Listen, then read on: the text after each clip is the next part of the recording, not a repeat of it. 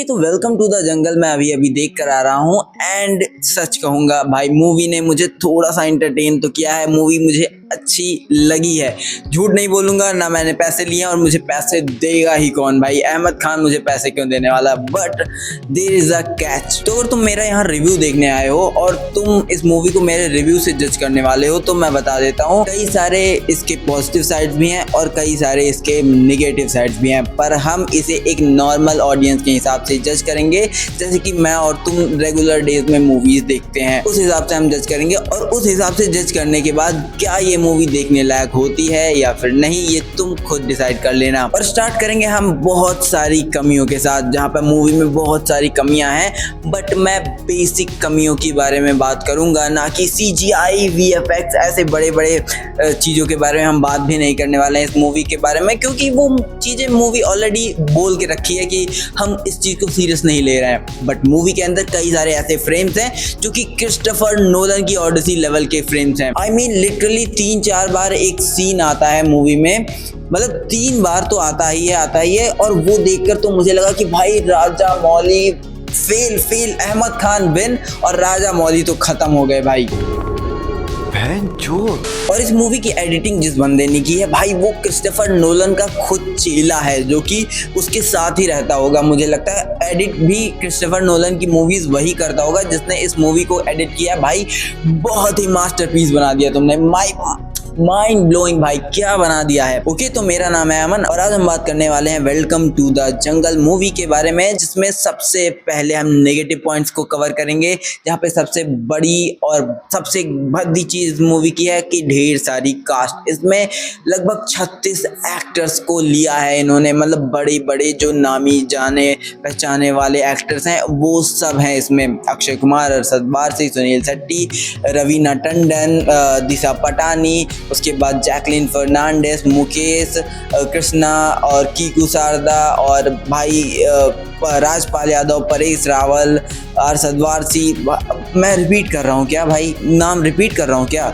जैकी श्रॉफ भाई, जैकी श्रॉफ इतना गंदा बहुत ही गंदा एक्टिंग किया उन्होंने। और ये मूवी यही नहीं रुकती, मैं तुम्हें स्पॉइल कर दूंगा तो भी तुम्हें घंटा फर्क नहीं पड़ने वाला है। मूवी स्पॉइल हो ही नहीं सकती भाई, ऐसी मूवी स्पॉइल नहीं। एक मैं बात बताता हूँ, डार्क तुमने देखी है, तुम्हें वो समझ में आई? नहीं, उसे कोई स्पॉइल नहीं कर सकता, नहीं। वैसे ये मूवी भी तुमको स्पॉइल कोई नहीं कर सकता। Farhad Samji, Nolan and Ahmed Martin Scorsese ने जो मिलकर ये मास्टरपीस रचा है ना भाई, देखकर मजा तो आ जाता है। मतलब कि लिटरली तुम ब्रेन डेड हो जाओ और फिर मूवी तुम्हें मतलब मजा ही आने लगती है कि भाई जो हो रहा है देखते रहो, जो हो रहा है I don't give a fuck वाला एटीट्यूड में बैठ जाओ और देखो मूवी। तुम्हें कहीं ना कहीं हंसी तो आ ही जाएगी, कहीं ना कहीं तो आ ही जाएगी। और ऊपर से इन्होंने यूट्यूबर वाली एडिटिंग जो खतरनाक वाली करवाई है ना, कि हर 2-3 सेकंड पे कट। इतना तो अपनी वीडियोस में मिस्टर बीस्ट एडिटिंग में कट नहीं मारता जितना इन्होंने अपने एक डायलॉग पे एक सेकंड पे कट मारा है भाई। एक बंदा क्लोजअप शॉट दे रहा है जिसमें वो डायलॉग्स बोल रहा है, फटाक से वाइड एंगल लगा दिया, फटाक से उसके पीछे का शॉट लगा दिया, फटाक से दूसरे का पर्सपेक्टिव लगा दिया। आई मीन व्हाट भाई, उसे बोल तो लेने दे भाई। या तो फिर इसका करने का पीछे सबसे बड़ा रीजन यही होगा कि हर कोई हग रहा था, मतलब कि कोई भी बंदा बढ़िया से एक्टिंग नहीं कर पा रहा था, जिसकी वजह से इन्होंने फटाफट कट लगाए हैं एंड वो बंदा बोलना स्टार्ट करता है, कैमरा एंगल ही चेंज हो जाता है, आवाज आई जा रही है, कैमरा एंगल चेंज हो जा रहा है, कोई मतलब ही नहीं। कोई cinema, what the fuck is cinema इनके टोपे पे भाई, गधे के ऊपर घोड़ा।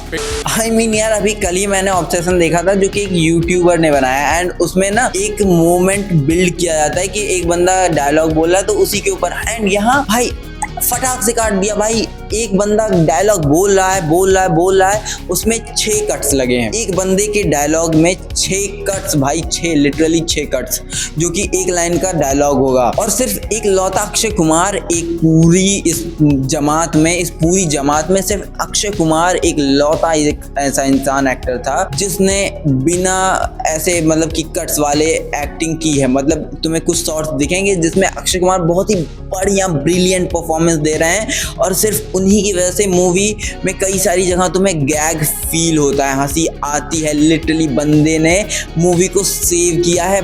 मूवी की स्क्रिप्ट पहाड़ में जा चुकी थी, मूवी की स्क्रिप्ट किसी ने आग लगा रखी थी, बट अक्षय कुमार ने अपनी ब्रिलियंट परफॉर्मेंस की वजह से इस मूवी को बचाया है। अगर तुम्हें ये मूवी पसंद आ रही है तो मैं लिख के दे रहा हूँ कि 200% सिर्फ और सिर्फ उसका रीजन है अक्षय कुमार। अगर वो बंदा इस मूवी में ना होता ना भाई, कोई बचा ही नहीं सकता था इस मूवी को। और मूवी में सीन्स ऐसे ट्रांजिशन होते हैं भाई, अभी तुम एक लोकेशन पे हो और फटाक से तुम दूसरे लोकेशन पे पहुंच जाते हो, दूसरा सीन चालू हो जाता है। मतलब कि time jump, what the fuck is time jump, there is no explanation to any bullshit. मतलब इतनी फास्ट पेसिंग कटिंग करी गई है, मतलब कि तुम्हें कोई भी अंदाजा नहीं दिया जाता कि एक हफ्ते बीते, एक दिन बीता, 2 दिन बीता, क्या हुआ क्या नहीं हुआ।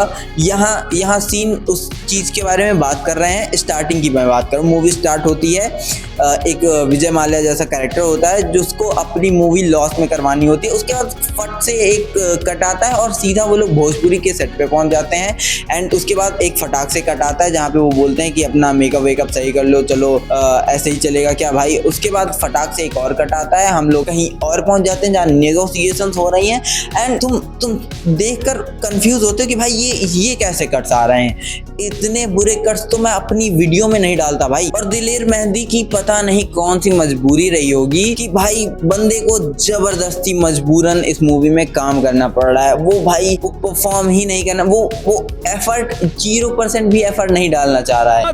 दिलेर नाम होने से कोई दिलेर नहीं हो जाता। मेरी बीवी का नाम शांति है, सारा दिन चपड़ करती रहती। वो इस कदर मर चुका है इस मूवी में। उसके पिछवाड़े में गोली लगती है एक बार को और उसके रिएक्शन होते हैं, हाँ ठीक है लगी है, बस भाई गोली लगी है भाई, कुछ तो कर लेता। ऐसा फील होता है ना कि भाई अहमद खान ने जंगली जानवरों को ऐसे छोड़ दिया सेट पे कि जो मन करे, जो मन में आए भाई वो करो और हम मूवी बना देंगे। लिटरली कुछ भी करो, हमने छोड़ रखा है, जो मन में आएगा कर लो, हम मूवी में डाल के बाद में एडिट करके सही कर लेंगे। और जिसने भी ना ये सोचा कि नीरज वोहरा साहब का नाम इस मूवी से जोड़ देता हूँ, मैं चाहता हूँ कि तुम माफ़ी मांगो। अहमद खान, तुम नीरज वोहरा सर से माफ़ी मांगो। उनकी मूवीज़ में, उनकी स्टोरीज़ में ऐसी घटिया डायलॉग्स नहीं होते थे जो कि तुम मीम रेफरेंसेस बना के डालते हो। उनकी मूवीज़ में ऐसे मीम रेफरेंसेस कभी भी नहीं होते थे। वो एक ऐसे इंसान थे जो मीम बनाते थे, ठीक है, ना कि मीम्स को रिक्रिएट करते थे। उनके डायलॉग्स ऐसे होते थे जो कि एकदम फ्रेश होते थे। एंड जब वो कुछ बोलवाते थे ना अपने कैरेक्टर से, तो वो मीम बन जाता था, ना कि तुम्हारी तरह एक मीम को उठा के अपनी मूवी में भर दिया। लिटरली भाई अरशद वारसी अपने मीम्स बोल रहा है, हेरा फेरी के मीम्स यूज़ किए जा रहे हैं, तोतला सेठ का मीम यूज़ किया जा रहा है। एक गोरिल्ला आ जाता है अचानक से, उसका हमें याद दिलाया जाता कि ये हेरा फेरी वाला जॉनी लीवर है एंड वो गोरिल्ला का कनेक्शन। लिटरली एक बबल बनता है उस गोरिल्ला के ऐसे माथे के ऊपर एंड वहाँ पे हेरा फेरी वाला डायलॉग दिया जाता कि अरे मैं हेरा फेरी वाला वो नहीं हूँ। I mean what the fuck भाई, इस क्या जरूरत थी। This is bullshit. मूवी कहती है कि मैं मेटा जोक्स मार रही हूँ, मैं मेटा जा रहा हूँ, ठीक है, मैं मेटा चीजें करूंगी, but the meta thing they do is memes and I don't like this meta thing, ठीक है। मेटा ही करना है तो भाई अजय देवगन से सीखो, रोहित शेट्टी से सीखो। गोलमाल 2 याद है तुम्हें भाई? गोलमाल 2 के अंदर किस तरह अजय देवगन अपनी मूवीज के रेफरेंसेस दे रहा होता है। या फिर अभी वो उसकी आई थी ना दे दे प्यार दे 2, उसमें सिंघम का रेफरेंस था, या फिर दे दे प्यार दे में भी उसका रेफरेंस था, या फिर उसकी अभी जितनी भी आती रहती है मूवीज ना, सूर्यवंशी में भी शायद 1-2 रेफरेंसेस थे। एंड वो मेटा ह्यूमर मुझे समझ में, वो जेन्युइनली लाफ दिलवाता है। ऐसे मेटा ह्यूमर्स तुम्हें लाफ नहीं करवा सकते। मेटा ह्यूमर के नाम पे अक्षय कुमार अपने गाने में पूरा हेरा फेरी का मीम रेफरेंस मारे जा रहा है भाई। मीम्स वायरल हुए, उन्हीं को क्यों तुम रेफरेंस में मार रहे हो? जो नहीं वायरल हुए तो उन्हें भी मार दो ना, उन्हें मार सकते थे तुम, लेकिन तुमने चूज क्या किया कि जो मीम्स बन रहे हैं, खूब वायरल हुए थे, उन्हें उठाएंगे और मूवी में डाल देंगे। एंड ये मूवी मुझे कुछ ऐसी फील हो रही कि ये बस बनाते चले गए, ठीक है, इन्होंने एक सीन आज सोचा, आज बनाया और इसे मूवी में डाल दिया। ये ऐसा होता है ना रील वाली शूटिंग की, आज ये अच्छा लग रहा है, आज ये शूट कर लेते हैं, कल ये अच्छा लगेगा, कल ये। इन्होंने एक स्ट्रक्चर बनाया, उसके बाद उसमें जो गैग डाला है ना वो रील वाली गैग है, लिटरली रील वाली गैग है। एक बात बताऊं, बिंदु दारा सिंह के मूवी में कई सारे शॉट्स हैं एंड वो तुम देखकर लिटरली कह सकते हो कि वो आउट ऑफ द बॉक्स का शॉट है। मतलब वो उस जगह पे प्रेजेंट नहीं है, बाद में वो सारे शॉट्स डाले गए हैं एडिट कर करके,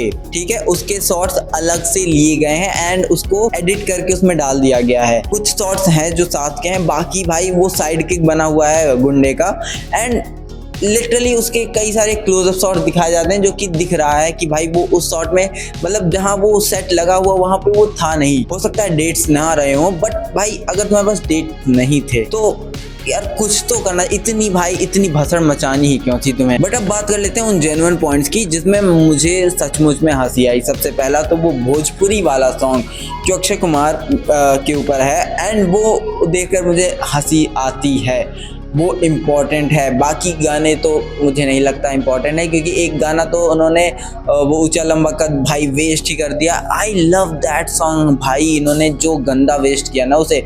बट भोजपुरी वाला I loved on it and I enjoyed it भाई। अक्षय कुमार की कॉमिक टाइमिंग बहुत सारे सीन में तुम्हें बहुत ही बढ़िया दिखेगी, एकदम फैंटास्टिक दिखेगी, फैबुलस दिखेगी, जिसकी वजह से तुम्हें बहुत बार हंसी आएगी। एंड अक्षय कुमार ही वो इंसान है जिनकी वजह से कई सारे घटिया जोक्स भी बेटर फील होने लग जाते हैं। जहाँ पे मूवी में दिशा पटानी का क्या काम था मुझे नहीं पता, सिवाय ग्लैमर के, जो कि लिटरली जैकलिन के लिए बोला जाता है, बट जैकलिन को ग्लैमर की तरह नहीं यूज़ किया गया है। एंड जैकलिन का जो कैरेक्टर वो थोड़ा सा फ़नी मुझे लगा भी, कि लिटरली थोड़ा बहुत तो फ़नी है।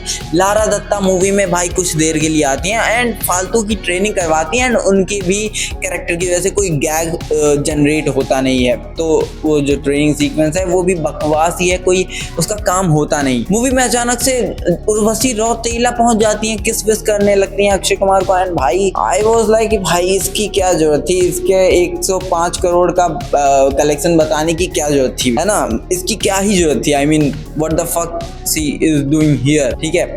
बट मूवी में एक और एक्ट्रेस थी जो कि मुझे काफ़ी अच्छी लगी, रवीना टंडन। अगर इस मूवी में ना रवीना टंडन एंड अक्षय कुमार का वो जो पुराना अफेयर था उसका गैग बनाया गया होता तो आई थिंक कि हम ज़्यादा इंजॉय कर पाते। जैसे कि वो रवीना टंडन जिस तरीके से एक्टिंग करती हैं, उन दोनों की केमिस्ट्री जितनी बढ़िया, मतलब वो जो थुकती हैं, मारती हैं, लोगों को बीच से काट देती हैं, डिलीवर करती हैं, एक वही एक्ट्रेस थी जो कि अक्षय कुमार के कुछ बराबर लेवल का कुछ कर पाई है एक्टिंग के मामले में।